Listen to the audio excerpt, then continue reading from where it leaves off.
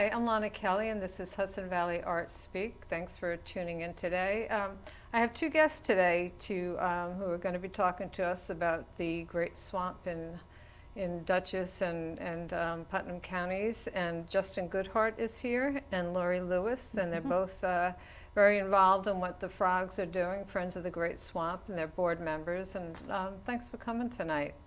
Thank you for Happy to having be us. here. Yeah, Thank you. yeah. So just to get started, could you tell us a little bit about what is the Great Swamp and why should we care? Why should it be preserved? The Great Swamp is a 60,000 acre wetland that extends from Brewster all the way up to Dover, where the northern part flows into the 10-mile river and the southern part flows into the Croton Reservoir. And it's an important drinking water source for a lot of people in Westchester. And the northern part is important to keep clean because it's endangered. So we're trying to, through education and conservation, we're trying to preserve the swamp as best we can. Yeah, that's a huge amount of, it's a huge footprint for the Yes, swamp. yes. Yeah, Yeah, I believe it's the second largest watershed in New York State. really. So it's quite large. It's very important, ecologically, and the animals and the plants that live there. There's a lot of endangered or threatened species that live within the swamp. It's a migratory flyway for a lot of birds, and very popular among a lot of recreation for paddling and hiking and all kinds of things as well. Yeah. So. Doesn't it also help our water recharge and Definitely. clean itself? It's a big old sponge, which is why the area doesn't flood, because the Great Swamp absorbs all that water, and it does recharge our aquifers in the area. As well as purifying the water a lot. Yes. Too, so. Yeah, yeah. So the frogs have been active for quite a few years. Yes, And what is their basic mission? It's preservation? and conservation and education. And so I know that you do a lot with the public. You work to get the public into the swamp and to see it and to care about it. So what are some of the, I can speak for one of the events. For the last few years I've been doing a photo walk in the different areas of the swamp. I did it on the Cloud Preserve, and I did it in the Appalachian Trail, the boardwalk, and another site. And the diversity is amazing. I mean, you go to one place and it's completely different from another site that you go to. Yeah, I mean, it's an extremely diverse place. I mean, even in a really, really short distance, it's amazing how much it can change visually and ecologically. And, so obviously, thank you, Lonna, for leading your photo walks as you have the last few years. We held 3 this year, the one that you held, one by Norman McGrath, and I led one that was a paddle, photographic paddle that I've been leading the last several years. Yeah. Well, that's pretty impressive. That I mean, Norman McGrath is a renowned architecture Absolutely, yeah. photographer. That he's deeply involved in it, isn't he? Into the swamp conservation and working with frogs. Yeah, he's been very involved with us at Frogs for many years. He's a big supporter of the Great Swamp and our organization. He produced a calendar for us a few years ago with his photographs.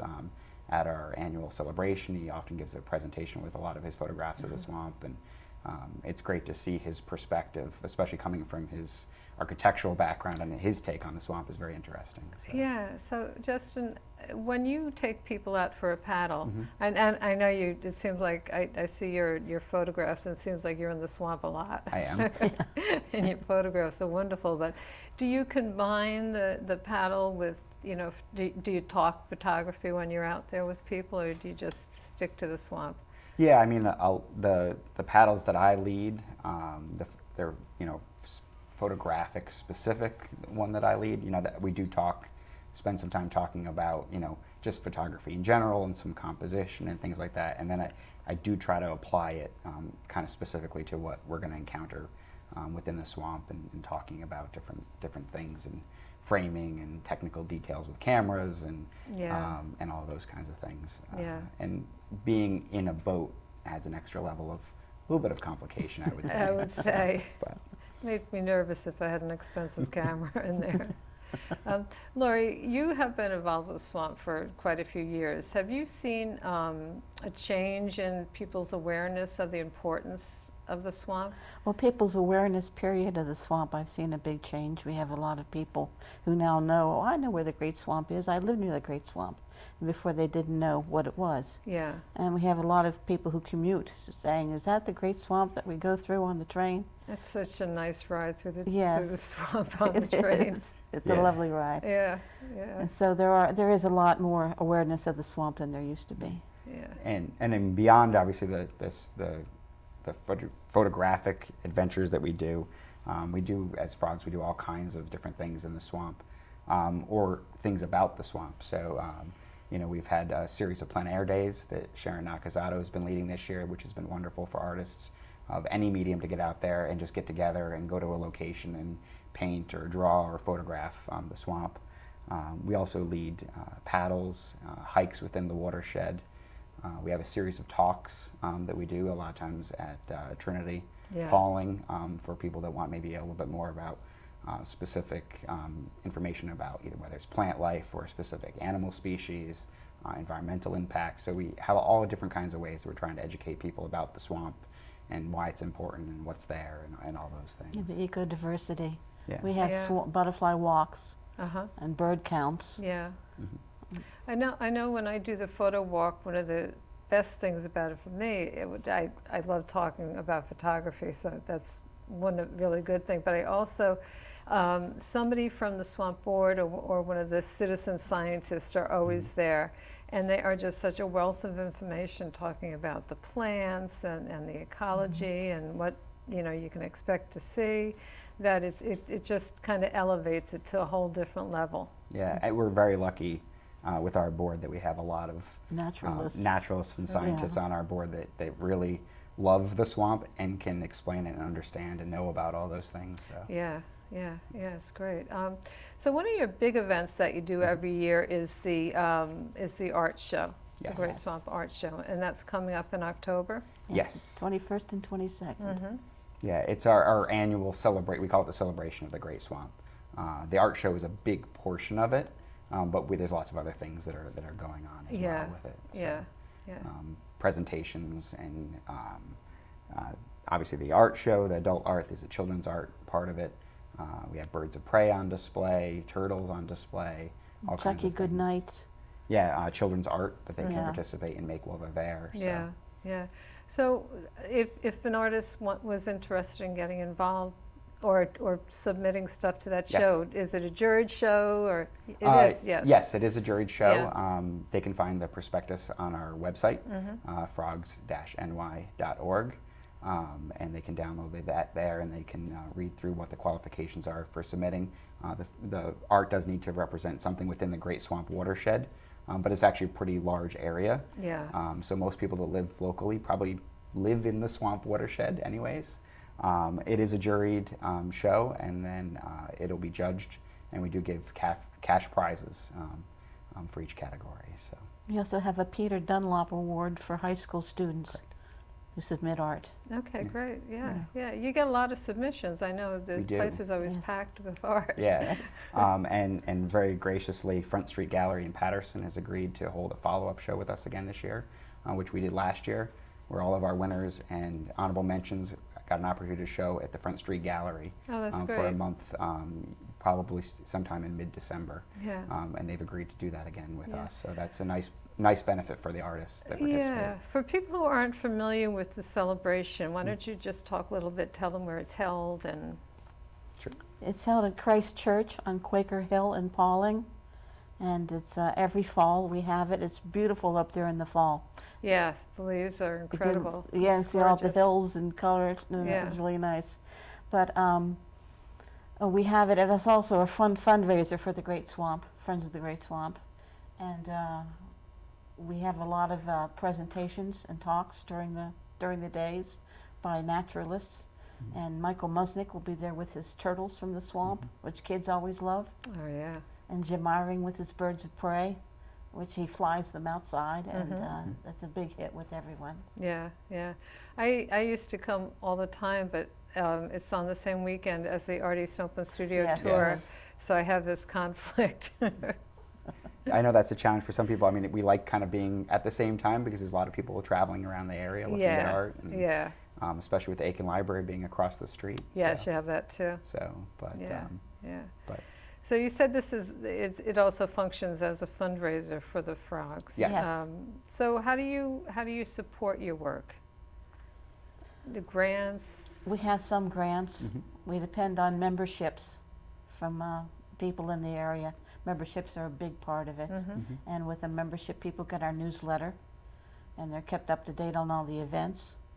And if they don't get the newsletter, there's always our websites. We have several of them, which Justin knows about.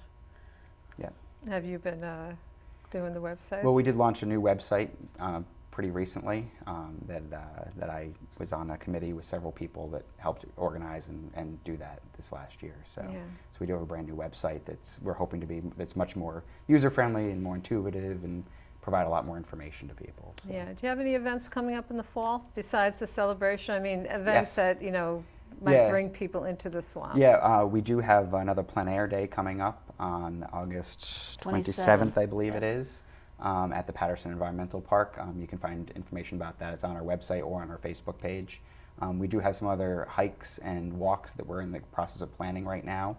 We'll probably have one up to the Doverstone Church in September, and probably another one in September. I'm not sure exactly on the location quite yet, but we always make sure that we publicize them in advance up on the website. Are the frogs involved in the walk into Peckham Quarry? Is that one That is of your the events? Oblong Land That's the Conservancy, Oblong? yes, which is a sister group. Yeah. They're in Dutchess, yes. Yeah, that's a stunner. Yeah. Yes, it Going- is. It's quite a walk. Yeah. It's quite a walk, yeah, and who would know that it's there? So, you have any plans for next year for the frogs? Any expansion of your work or any new things coming up that you might want to talk about? We'll continue doing our water quality studies, which we've done for about 5 or 6 years now, studying different parts of the swamp, the north and south parts, for water quality, for an indices, or see how it changes over time, Yeah, and to let town boards know what's going on in the water system. yeah. Is the swamp, I know there's talk about climate change all the time. How does that affect a wetlands like the Great Swamp?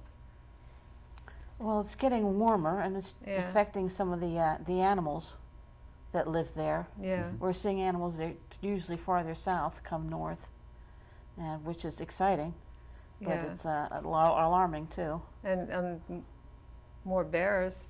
Yeah, bears. There's so many bears. The biggest challenge to the swamp as far as animals is beaver. Oh, really? Yes, Yeah. they've really changed the swamp, Yeah, but they're part of nature, so. yeah, yeah, Yeah. yeah. They do get in the way of paddling sometimes too, but Do they really? yeah. With their Yeah, They, big do, old they build dens, some big yeah. dams very quickly. yeah. That was an incredible photograph that you had of that black heron. Oh, the green Green, is that heron. what it was? Yeah. It Yeah. was beautiful. Yeah, the little green heron. So, yeah, they're not as common as the blue heron for sure, and they're awfully skittish. So, Yeah. I've yeah. been tracking him for a while. Really? Yeah. Yeah. So just quickly, can you just give me, if you went in for went in with your canoe, what would you think that you might see? What animals or what birds might be likely? Yeah, I mean, it really depends a little bit on where exactly you're going in the swamp and the time of day and the time of year. The most common, I mean, I see great blue herons are very common within the swamp, so you see those quite often. There's a good population of ducks. Depends a little bit on the time of year too, but there's quite a few ducks that you'll see. I mean, recently I've seen obviously the little green heron as well. Some sandpipers that are interesting, frogs and turtles galore. There's lots of those. We have Right.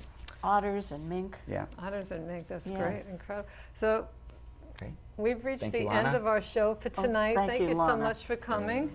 Justin Goodhart and Lori Lewis, it was good to have you. It was Thank nice you. to be here. Thank you.